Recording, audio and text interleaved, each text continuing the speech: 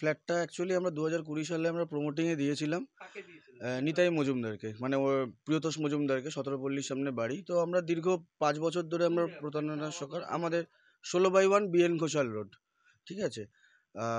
বহু বছর ধরেই আমরা ওনাকে বলে আসছি যে আমাদের ফ্ল্যাটটা কবে থেকে পাবো, কিন্তু কোনো রকমভাবে উনি দিচ্ছেন না। এগ্রিমেন্ট হয়েছিল আমাদের 2020 সালে এগ্রিমেন্ট হয়েছিল, কাজ শুরু হয়েছিল 2021-এর লাস্টে, মানে 2022 থেকে শুরু হয়েছিল। হ্যান্ড ওভার দেওয়ার কথা ছিল যে প্ল্যান, মানে কাগজ অনুযায়ী প্ল্যান স্যাংশন হবে তার 24 মাসের মধ্যে, এবং কাজ শুরু হওয়ার 24 মাসের মধ্যে উনি হ্যান্ড ওভার করবেন। না করতে পারলে উনি কম্পেনসেট করবেন। তো তারপরে আমরা যখন যাই ওনার কাছে বহুবার কথা বলতে, আমার বৃদ্ধ শ্বশুরমশাইকে উনি ঘরলা ধাক্কা দিয়ে বার করে দেন। আমার ওয়াইফ কিডনির পেশেন্ট, তো যার জন্য আমরা ওনার ট্রিটমেন্টের জন্য প্রিয়তোষ মজুমদারের কাছে বারংবার যেতে থাকি হেল্পের জন্য, কিন্তু কোনো রকমভাবে আমাদেরকে হেল্প করেনি। তো সেই জায়গায় আমাদের 21 নম্বর ওয়ার্ডের কাউন্সিলরকেও আমরা জানিয়েছিলাম, বাট আমাদের কোনো লাভ হয়নি। লাস্টে আমরা পুলিশের দ্বারস্থ হই। আমার স্ত্রী অসুস্থ থাকা সত্ত্বেও তাকে নিয়ে, আমার শ্বশুরমশাইকে নিয়ে আমরা অনেকবার যাই, কিন্তু কোনো রকমভাবে আমরা হেল্প পাইনি। কয়েকদিন আগে আমাদের বাড়িতে এসে, মানে যেখানে শ্বশুরমশাইকে রেখেছেন সেইখানে শ্বশুরমশাইয়ের ওপরে চড়াও হয় নিতাই মজুমদারের ভাই আরও কয়েকজন লোক এসে বলে তাকে মেরে পুকুরে ফেলে দিয়ে যাব। তো এরকম অবস্থায় আমরা পুলিশের কাছে এফআইআর করি। এফআইআর দায়ের করার পর পুলিশের কাজ করছে, কিন্তু আমাদের কথা হচ্ছে আমাদের হাতে সময় একদমই খুব কম। আমার স্ত্রীর কিডনি 4% কাজ করছে, আর এখন কিডনি ডক্টর ট্রান্সপ্ল্যান্ট করতেও বলেছে, তার পেপারও আমাদের কাছে রয়েছে। আমাদের বক্তব্য, যখন আমরা চেয়ারম্যান সাহেবের কাছেও যাই, কিন্তু সেখানে গিয়েও চেয়ারম্যান সাহেবের কাছে গিয়ে বলাতেও উনি আমাদের কোনোভাবে কোনো কথা শোনেননি। উল্টে আমরা যখন এফআইআর করি উনি আমাকে বলতে থাকেন যে তোমরা কেন এফআইআরটা করলে, আমার কাছে যখন এসেছো। কিন্তু আমাদের বক্তব্য হচ্ছে আমরা আমাদের প্রাপ্যটা পাচ্ছি না, সেটা বলাটা কি আমাদের দোষ? আমরা যেখানে 21 নম্বর ওয়ার্ডে যেখানে আমাদের জমি, সেখানকার কাউন্সিলরকেও জানিয়েছি, কোনো রকম কোনো হেল্প পাইনি। তারপরে আমাদের বক্তব্য একটাই, যেন আমরা আমাদের প্রাপ্যটা বুঝে পাই। আমাদের মাননীয় এমএলএ সাহেব এবং মাননীয় মুখ্যমন্ত্রীর কাছে আমাদের এটা আর্জি রইল যে আমাদের ব্যাপারটা যেন খতিয়ে দেখা হয়, কারণ আমি চাই এটার একটা সুষ্ঠু সমাধান হোক। এইভাবে চলতে পারে না এটা। আমরা কনজিউমার ফোরামে গেছি, কনজিউমার ফোরামে গিয়েও কেস করেছি, উনি এড়িয়ে গেছেন। আগামী ডেট হচ্ছে আমাদের 24/4/2024। কিন্তু পুলিশও বারবার ডেকেছিলেন ওনার কাছে মিউচুয়ালের জন্য, উনিও কোনোভাবে আসেননি। তা আমার বক্তব্য হচ্ছে, যখন আমি একজন জনপ্রতিনিধির কাছে যাই, আমাদের মাননীয় চেয়ারম্যান শ্রী গোপাল সাহার কাছে, উনি তার পরবর্তী দিনেই আমাকে ফোন করে বলেন যে কেসটা তুলে নেওয়ার জন্য, এবং আমাকে এটাও বলতে থাকেন যে তাহলে আমি নিতাই মজুমদারকে বলে দিচ্ছি, আপনারা কল রেকর্ডিংটাও আমার কাছে আছে, আপনারা দেখতে পারেন খতিয়ে। উনি আমাকে বলছেন, কল রেকর্ডিংটা আমার কাছেই রয়েছে, কল রেকর্ডিংটাও আমার কাছে রয়েছে। উনি আমাকে বলেছেন যে তাহলে আমি, মানে শেষমেশ এটাই বলেছে যে আমি নিতাই মজুমদারের কাছে বলে দেব, সেখানে তাহলে ওনাকে বলে দেবো উনি কোনো কাজ করবেন না। এই যে এটা হচ্ছে ওনার কল রেকর্ডিংটা, উনি আমাকে বলেছেন যে এই কাজটা করতে। তোমরা কি তোমাদের বিষয়ে ফ্ল্যাটের বিষয়ে কেস করেছো? আমরা কেস করেছি, সেখানে উনি আমাদেরকে প্রশ্ন আমরা তো অনেকদিন আগেই কেস করে রেখেছিলাম, যেটি অনেকদিন আগে করেছে। বলতো আইসি তো বললো তাহলে কেস করলো কেন? আইসি এসে কেস, মানে আইসির কাছে আমরা গেছিলাম বিকজ অফ সোমবার দিন রাত্রিবেলা ওনার ভাই আর লোকজন এসে, ঠিক আছে, একটা পরিষ্কার কথা বলো, কেস করেছো কি করেন? হ্যাঁ, কেস করেছি তো আমরা। তাহলে কেস যদি করে থাকো তাহলে আমার কাছে গেলে কেন? তাহলে তাই কেস করে যা করার করো, তাহলে আমি বলে দিচ্ছি। আমরা তো শোনো, দুটো জিনিস, এত আমার সময় নেই।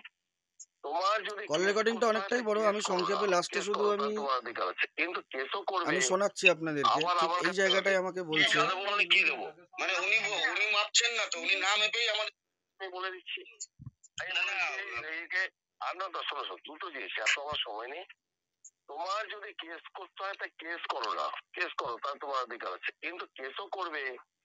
আবার আমার কাছে আসবে, আমি কালকে তোমাদের সামনে যে কথাবার্তা বললাম, করলাম, সেটেল করলাম, তাহলে সেই সেটেলটাকে আমি বন্ধ করে দিয়ে তুমি কেস চলে যাও। সেটেলটাকে বন্ধ করে দিতে। এই সেটেলমেন্টের জন্য তো আমরা অনেকবার যেটু ওনার কাছে গেছি। কালকে যখন থানায় ওনার লোক এসছে, আমি যেটা বলছি সেটা করবে কি করবে না আমাকে বলো, আর তো কথা আমার দরকার নেই, অনেক সময় কালকে কিন্তু দিয়েছি তোমাদের। আর যেটা উনি তো বলছে যে আপনি পুরো ব্যাপারটা হ্যান্ডেল করবেন, আপনি এই পুরো ব্যাপারটা দেখেছেন, তো সেখানে যে আমাদের সাথেও যে হ্যান্ডেল কে বলেছে? নিতাই মজুমদার কালকে বলেছে, ওনার লোক এসেছিল যে ভাই কি বলেছে, নিতাই মজুমদার কি বলেছে, তুমি আমাকে বলো নিতাই মজুমদারকে তো তোমার সামনে কথা বলে দিলাম। হ্যাঁ হ্যাঁ, তাহলে সেটা হবে, তাহলে সেটা চাও না কেস চাও? এবার উনি বলছে তো ওনার মতো করে উনি যা খুশি তাই দেবে, আমরা সেটা কিভাবে নেবো? যেটা তোমাকে, তুমি আমাকে কথা বলেছো যে সেটা বলার জন্যই আমরা ওনার কাছে গেছিলাম, তারপরে আমরা থানায় গিয়ে এফআইআর করি। হ্যাঁ, এবার না, কারণ আমার এত সময় নেই, এত নেই তোমাদের হিসাব করা। আমি যেটা বললাম যে এক সপ্তাহের মধ্যে আপনি ফ্ল্যাটটা দেন, বলেছি তো, এবং সে এগ্রি করেছে, শুনেছো তো? উনি তো বলছে যে আমরা যা দেবো সেটাই তোমাকে নিতে হবে। কি যা দেবো মানে কি দেবো?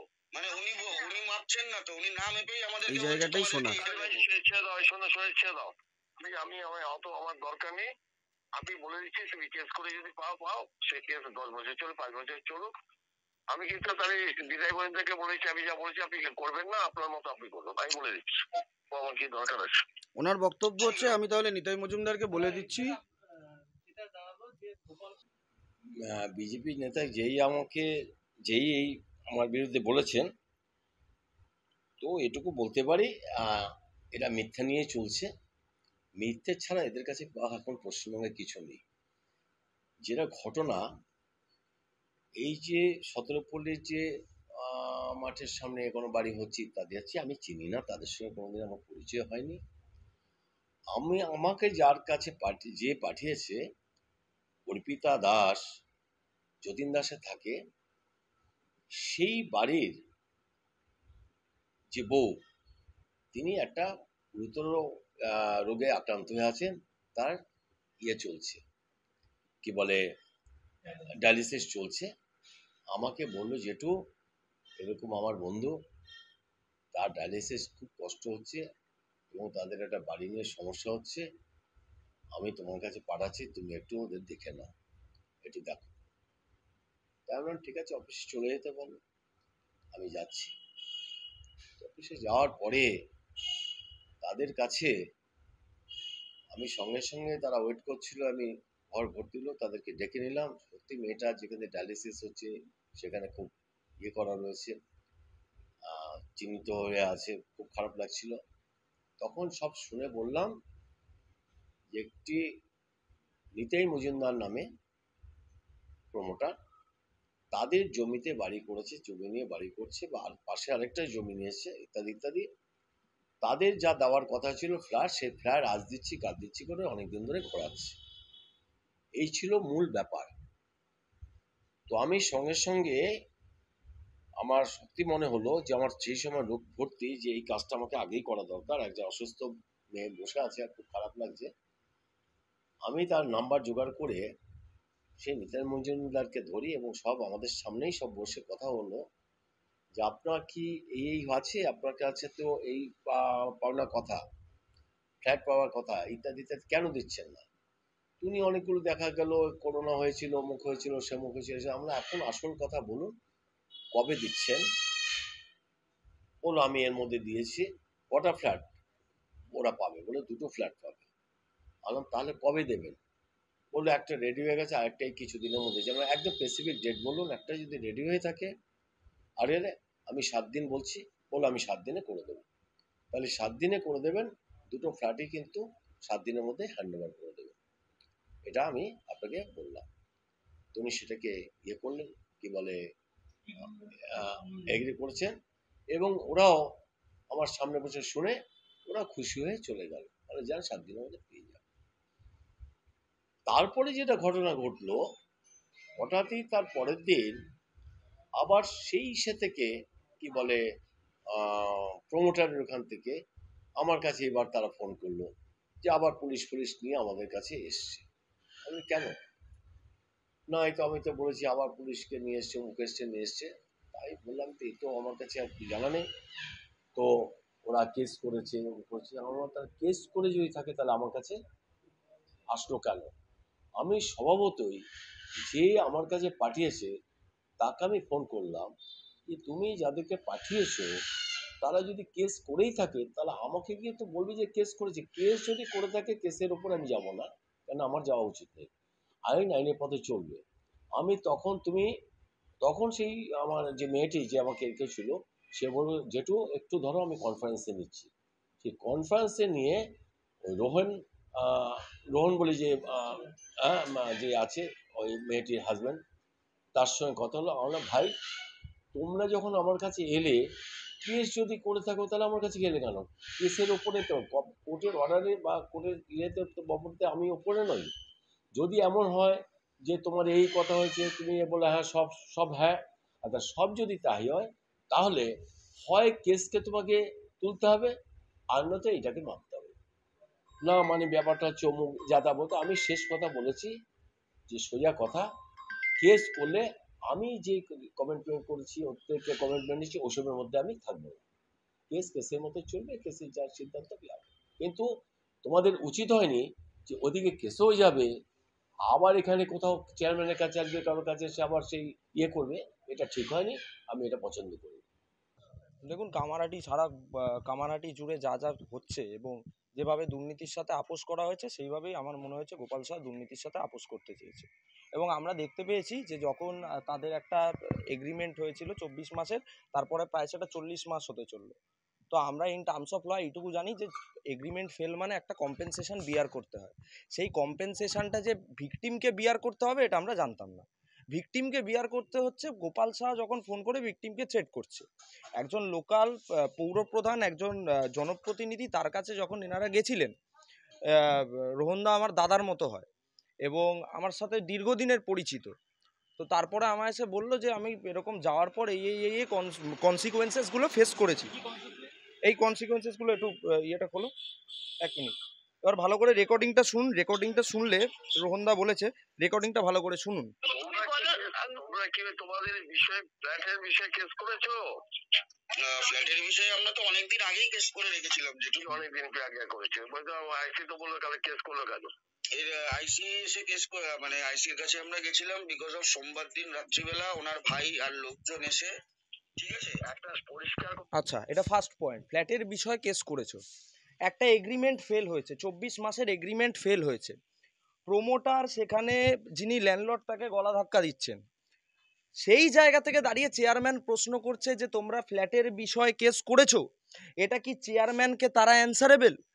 একজন জনপ্রতিনিধি হিসেবে চেয়ারম্যানের কাছে যাতে তার সুরাহা মেলে তাই জন্য যাবে, কিন্তু চেয়ারম্যান আইসির সাথে কথা বলে তারপর তাকে বলবে পুলিশ বলছে তোমরা কেস করেছো, তোমরা কেস করেছো, সেটা কি চেয়ারম্যানের কাছে তারা অ্যান্সারেবল?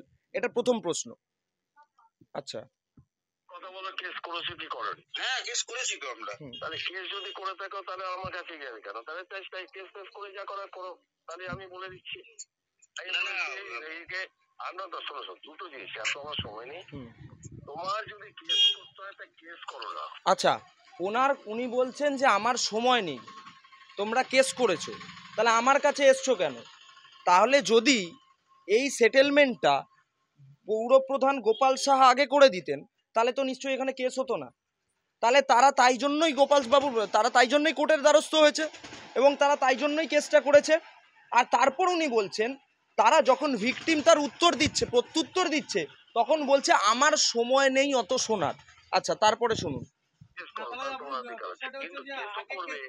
না, কেস আগে কনজিউমার ফোরাম গোপাল সাহার কাছে কিন্তু যাওয়া হয়েছে, যেটা পুলিশের কেস, যেটা ক্রিমিনাল কেস, তখন যাওয়া হয়েছে গোপাল বাবুর কাছে কোর্টের কেসের জন্য। যখন আমরা কনজিউমার ফোরামে, আপনাদের কাছে পেপার রয়েছে, কনজিউমার ফোরামের যে কাগজ এবং ডেট রয়েছে আপনারা দেখতে পারবেন, এবং আমাদের এফআইআর এর যে কেস আছে দুটো ডেট কিন্তু আলাদা।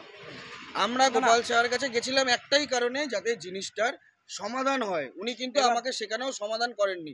সেই দিন রাতে গিয়ে কিন্তু তারপরে আমরা পুলিশের কাছে গিয়ে কেস করেছি ক্রিমিনাল ম্যাটারে। সিভিল ম্যাটারে কিন্তু কেস আগে থেকেই চলছিল। এইবার আমার কথা হচ্ছে, কেসটা কি গোপাল বাবুর বিরুদ্ধে হয়েছে না প্রমোটারের বিরুদ্ধে হয়েছে? কেসটা তো প্রমোটারের বিরুদ্ধে হয়েছে। তাহলে গোপাল বাবুর কি ভেস্টেড ইন্টারেস্ট আছে সেখানে যে গোপাল বাবু তাদেরকে প্রশ্ন করবে তোমরা কেস করেছো? তার মানে প্রমোটারটা কি তৃণমূলের প্রমোটারটা কি দুর্নীতির সাথে আপোস করছে? প্রমোটার কি বারবার তাদের প্রতারণা করছে এবং গোপাল সাহার থেকে তিনি সাপোর্ট পাচ্ছেন, তাই জন্য তিনি ভিকটিমকে বলছেন যে তোমরা কি কেস করেছো?